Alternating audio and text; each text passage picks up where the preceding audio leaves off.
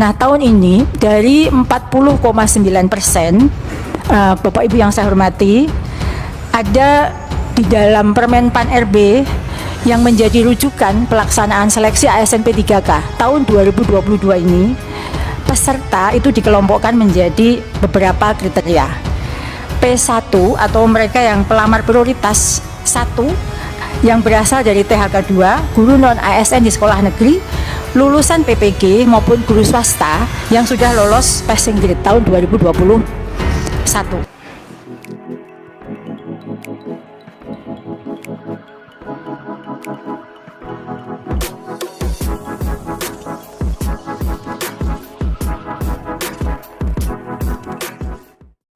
Jadi menyambung dari poin ketiga tadi, Pak Pimpinan, kami juga sudah melakukan pembahasan terkait dengan hal itu. Bagaimana supaya formasi dan gaji sudah di-earmark dari pusat. Formasi ditentukan dan gajinya di-earmark juga. Ini sudah kami sampaikan usulannya, dan Pak Menteri kami sedang melakukan upaya untuk membahas hal ini dan mencari payung hukumnya, bahwa memang guru ASN P3K ini adalah milik Pemda, tapi bagaimana dalam hal penetapan formasinya agar kami bisa melakukan bersama dengan Basarnas. Nah, tahun ini dari 40,9%, Bapak Ibu yang saya hormati, ada di dalam Permen Pan RB yang menjadi rujukan pelaksanaan seleksi ASN P3K tahun 2022 ini, peserta itu dikelompokkan menjadi beberapa kriteria. P1 atau mereka yang pelamar prioritas 1 yang berasal dari THK 2, guru non ASN di sekolah negeri, lulusan PPG maupun guru swasta yang sudah lolos passing grade tahun 2021. Sedangkan P2 itu adalah pelamar prioritas dari THK 2. Kalau tadi Pak Pimpinan menyampaikan prioritas adalah P1, P2, saya ingin menambahkan sampai P3, Pak. Karena P3 adalah pelamar prioritas yang berasal dari guru non-ASN di sekolah negeri yang sudah mengabdi terdaftar minimal 3 tahun. Jadi yang kemarin belum beruntung lulus. Mereka adalah guru-guru sama-sama dengan guru non-ASN yang ada di sekolah negeri, yang sudah terbukti pengabdiannya minimal 3 tahun. Sedangkan P umum itu adalah pelamar umum yang berasal dari lulusan PPG dan pelamar yang belum terdaftar dan pelamar yang terdaftar di Dapodik kurang dari 3 tahun. Itu termasuk pelamar umum. Nah, dari berbagai kriteria peserta tadi, kami mendapatkan data sebenarnya kebutuhan seluruhnya itu adalah 781.000 lebih. Dari 781.000 ini, berdasarkan pemetaan data tim data kami, dari 193.000 itu, yang sesuai dengan kebutuhan adalah 161.000. Sedangkan kebutuhan untuk P2 sesuai dengan kebutuhan adalah 5.646 dan P3 adalah 363.184. Sedangkan P umum, pelamar umum, itu kebutuhannya adalah 251.000 lebih. Dan Bapak Ibu yang saya hormati, kami melakukan rakor berkali-kali sampai per region untuk upaya peningkatan formasi agar bisa memenuhi 781.000. Namun sebelum rakor kami lakukan, usul dari seluruh Pemda itu adalah 131.000.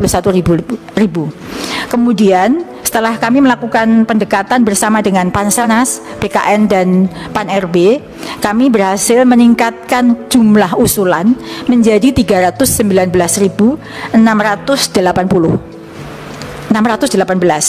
atau baru 40% dari semua kebutuhan.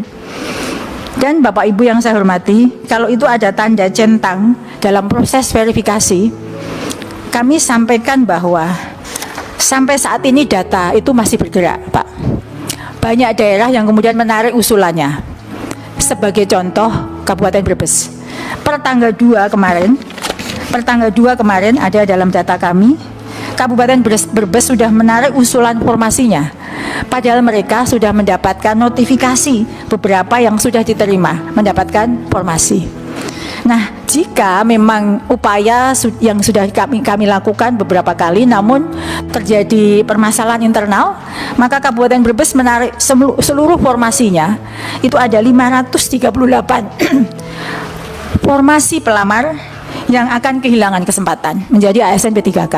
Padahal itu sebenarnya sampai kemarin kami menutup rakor, jumlahnya sudah mengajukan seperti itu. Tapi di menit-menit terakhir, detik-detik terakhir, 2 November kemarin, Kabupaten Brebes sudah menarik semua usulannya. Dan juga disusul Kabupaten Jayawijaya. Baru 2 itu yang menarik semua usulannya. Maaf Bu, mungkin ada alasannya Bu?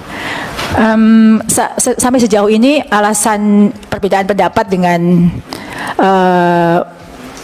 instansi Pansenas, tapi kami tidak tahu secara detail. Baru 2 hari yang lalu kami menerima dan kami belum mengkonfirmasi kepada bupatinya. Setelah ini kami akan melakukan konfirmasi dalam hal ini. Baik, Bapak Ibu yang saya hormati, kami akan melanjutkan paparan ini bahwa pada slide berikutnya dari seluruh data yang sudah kami terima dari sistem yang ada, berdasarkan perhitungan kami, mereka dibutuhkan itu 169.078. Dari 169.078 ini, 127.186 yang sekarang sudah mendapatkan notifikasi mendapat penempatan.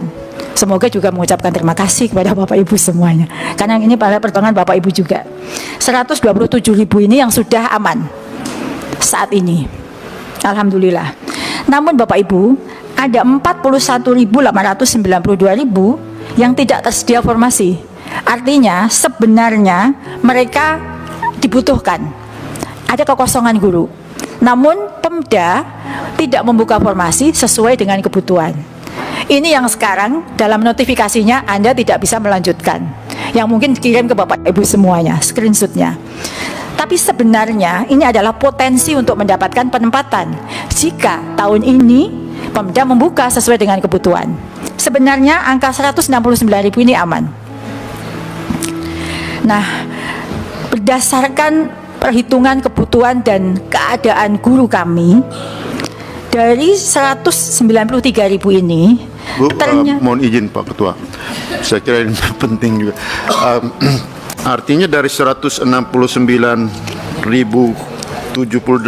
ini yang bermasalah atau yang ada dalam proses pending ini pending sebenarnya Bu ya? Iya, pending. Ini 41.000 dan masalahnya itu ada di daerah. Iya.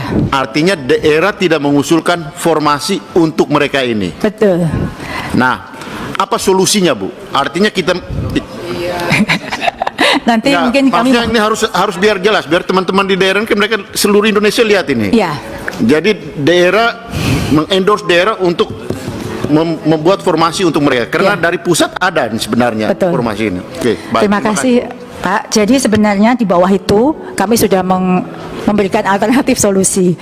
Jadi alternatif solusinya memang koordinasi dengan Pemda untuk dapat diangkat pada seleksi berikutnya. Kalau tahun ini memang, jika tahun ini kan tidak ada pembukaan formasi lagi Bapak Pimpinan dan Bapak Ibu semuanya. Tapi jika kita mengendorse tadi seperti Bapak sampaikan, berkoordinasi, 41.000 ini sudah tinggal mengangkat saja. Karena kita butuh. Dan sekarang kosong keberadaan guru-guru ini di sekolah-sekolah.